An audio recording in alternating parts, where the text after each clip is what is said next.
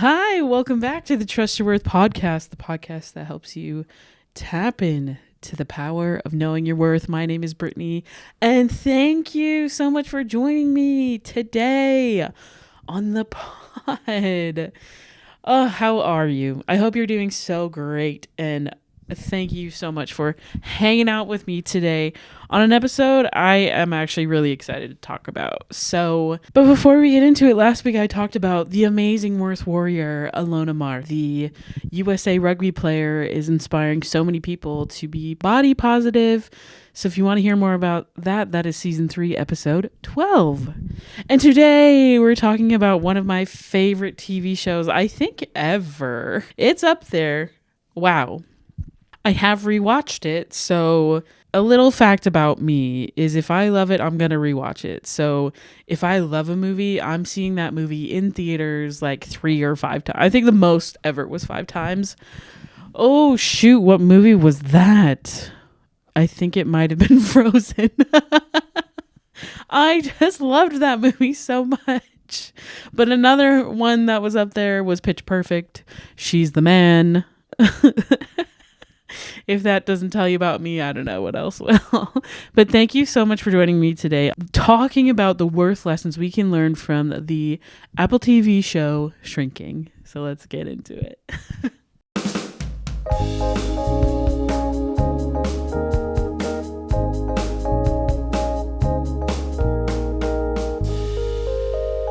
Okay, Shrinking is the 2023 Apple TV show that was created by Brett Goldstein, Bill Lawrence, and Jason Segel.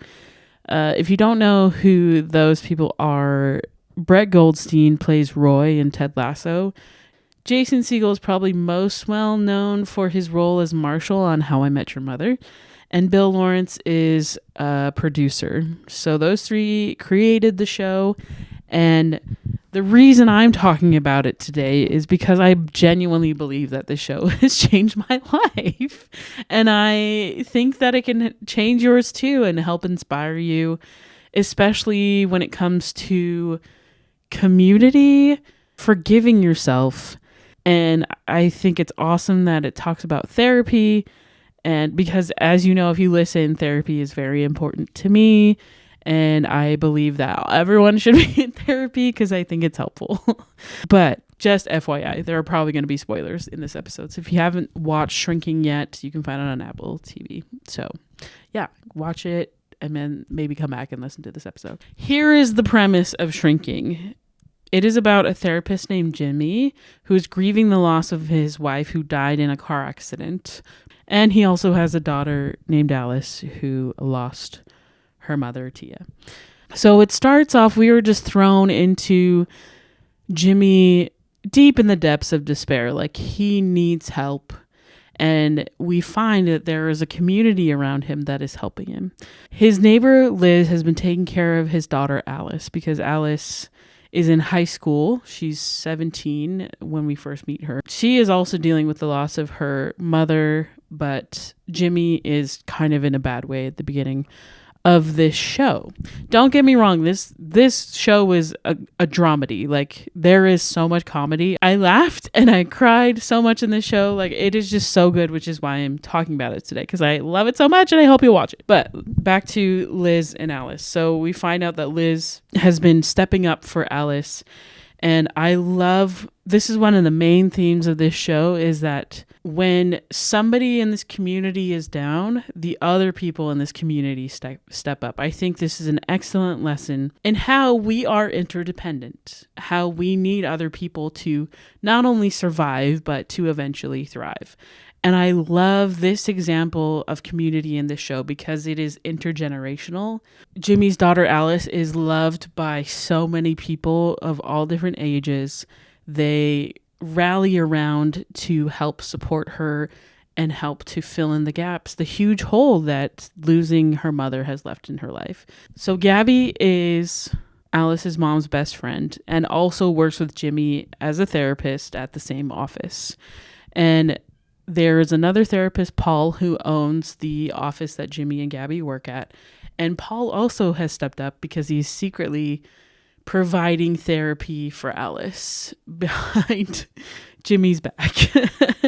And Jimmy, as a therapist, is just sort of fed up because he feels like he is not actually making a difference in his clients' lives. So he wants to shake them up, and he does some unethical things, and that's where the humor comes in, to try and help his patients, to try and help them thrive and live their best life. So while there are some examples of what a therapist should not do, there are so many great examples of how these people help each other. But when it comes to worth and community, we need a community to live our best lives. At the end of your life, when you look back, you're not going to look back on like, yeah, I got the house, I got the car. You're going to look at all the wonderful people that helped support you, that were there for you.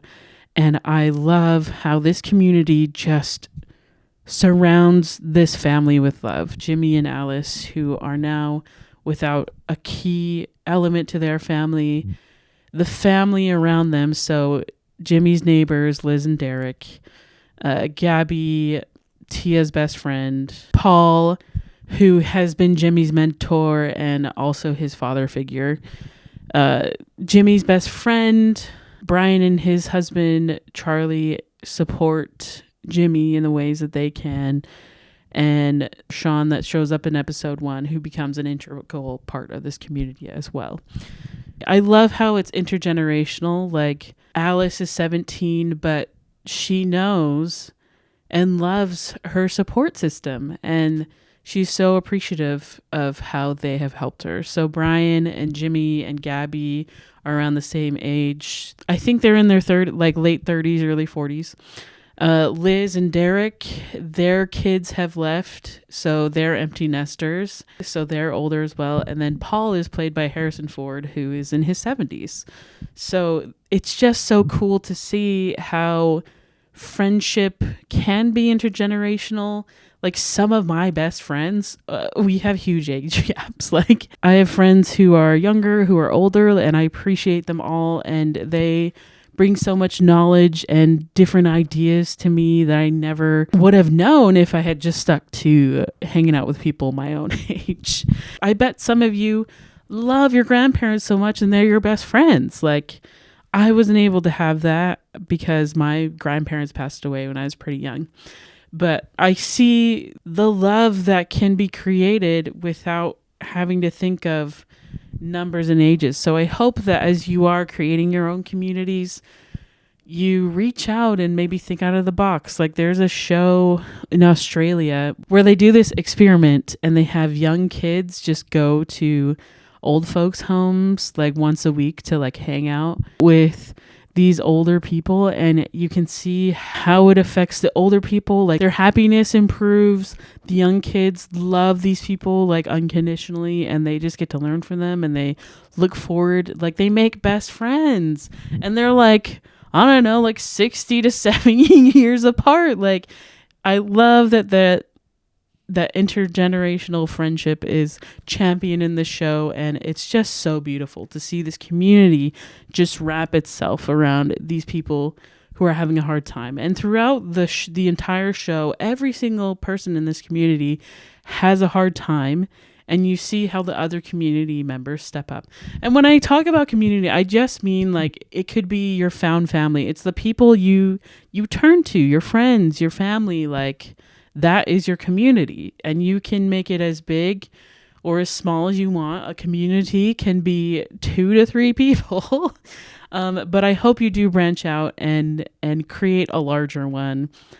But I love how everybody steps up when somebody is having a hard time, and they show up for each other, and that's what's so great about a community that understands each other's worth, that they are happy to step up, that they are happy to make those sacrifices to keep those people in their lives because they love them.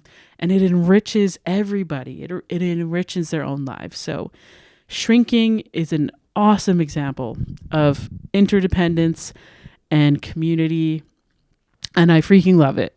Another worth lesson we can learn from this show is about forgiveness. Every person in this group has a fight with each other at some point. They let each other down, but the amazing thing I love is that they recognize that they were wrong and they apologize and they heal and they have the hard conversations that people need to have in order to keep relationships, because they know that their relationship is important to them. And so if they just went on and cut people out, then they wouldn't be there for each other and they wouldn't have this beautiful community. But I think it's important to recognize the importance of an apology and how meaningful that can be. And also, like, the person who was wronged, that they forgive quickly and they get back to loving each other. I think the most beautiful example, I'm getting emotional about it already. When Tia dies, Jimmy as a father drops the ball. Instead of stepping up for his daughter, even when his daughter asks, like, hey, I need you, he just says, I can't. And he turns to drugs and alcohol and is not there for his daughter. And thankfully, Liz is there to support Alice and be there for her, and like basically takes over the raising of Alice for, I think it's a year. It's a long time that Jimmy is just like out of commission. And fair, like, he lost the love of his life. Like, how does anyone function and having to raise a daughter at the same time? Like, that's so hard. Like, I understand why he dropped the ball, but also there is so much hurt there, and he just has the hardest time forgiving himself for being the worst dad in that moment, that he wasn't there. And he apologizes to Alice because he knows he screwed up, and Alice forgives him and lets him know, like, hey, there were good times too. Yes, you messed up, but I still love you and I forgive you. It's just so beautiful, that this moment that they share. But Jimmy has a harder time forgiving himself. I think eventually he gets there in the end. But I love how throughout the show, the friends, like, when they wrong each other, they apologize and they forgive. And I think forgiveness is so important, especially for us to heal and to move on. Like, when I think of someone who trusts their worth, they are in the practice of forgiving themselves. There's a line that Jimmy says, I don't know the exact line, but Jimmy is talking about the man who killed his wife, this man named Lewis, because he got drunk and then caused the accident that killed his wife. I don't know the exact quote, but it's along the lines of, when I thought more about it, I just realized that it's just a person who made a really big mistake. And I'm getting emotional about it because I can't imagine, like, when I was at my worst, or just like my most depressed, or like when I was super mean to someone and I knew I was being mean, and that was obviously a mistake, and just that person being like mad at me for that mistake forever and not being forgiven for it, and being able to forgive. And especially to forgive yourself. Like, people who trust their worth forgive themselves. They understand that people simply do just make mistakes, and hopefully you learn from them and you're able to correct, to make the changes to move forward and not make that same mistake again. But if you're struggling with the same mistakes, then there are resources. There is help to overcome these challenges that hold us back from the life that we want, from the happiness that could be had if we are able to overcome and let go of these mistakes. Because there are no perfect people. Like, 100%, everyone you know has made really bad mistakes, and they're still able to move on and move forward and be happy again and find joy again and create a life that they want. And I love that this is an overall theme in the show, that these people give examples of, hey, I screwed up. I'm so sorry. Please forgive me. And they're able, again, to get back to loving each other and moving forward with love. Like, when I think of forgiveness, it is an element of love, which we all need. If you're finding it hard to forgive someone, like I've been there. Like, it is so hard to forgive someone. But once you do, like, the forgiveness is for you. It's not for them. It's for you to be able to heal and to move forward. And I hope that you forgive yourself for your big mistakes, because you are not your mistakes. And that is a huge theme of this show, is that we're just people and we're trying our best, and we can still create happy times and still love each other even when you make mistakes. And I love that. Those are my 2 big takeaways from the show. Community, you can find it, you can create one, and once you've found your community, I hope it's full of love and also forgiveness. Forgiveness for each other when they make mistakes, and then forgiveness for yourself when you make mistakes.